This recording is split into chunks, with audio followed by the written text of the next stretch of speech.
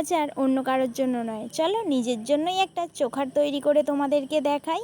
প্রথমেই গুলি সুতোর একটা মোটা কাগজ নিয়ে নিয়েছি। সুতো তো শেষ হয়ে গিয়েছিলো, তাই এটা ফেলে দিব, যত্ন করে রেখে দিয়েছিলাম নিজের জন্য একটা চোখার তৈরি করব বলে।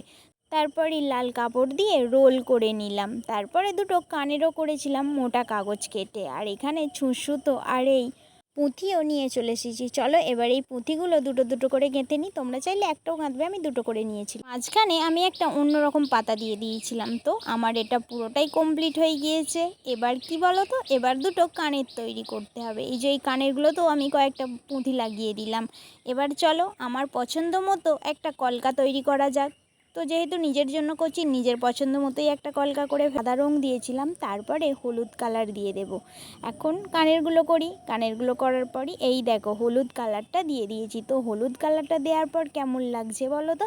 সাদা কালারটাই বেশি ভালো লাগছিল নাকি হলুদ কালারটা? আর হ্যাঁ, কটন বল কিনতেও পাওয়া যায়, কিনলে একটু বেশি টাকা পড়ে, আর বাড়িতেই তুমি তৈরি করে নিতে পারো। আমি তো বাড়িতেই তৈরি করে নিয়েছিলাম। আর শেষে দুটো কড়ি দিয়ে দিয়েছিলাম, যাতে হারটা না বেঁধেও আরও সুন্দর লাগে। আর সামনের দিকে দুটো কড়ি ঝুলিয়ে দেবো। ফাইনালি আমার হার তৈরি করা হয়ে গিয়েছে। পরের কোনো একটা ভিডিও একটু সাজুগুজু করে এই হারটা পরে তোমাদেরকে অবশ্যই দেখাবো। ভিডিওটা কেমন লাগলো অবশ্যই জানিও। টাটা।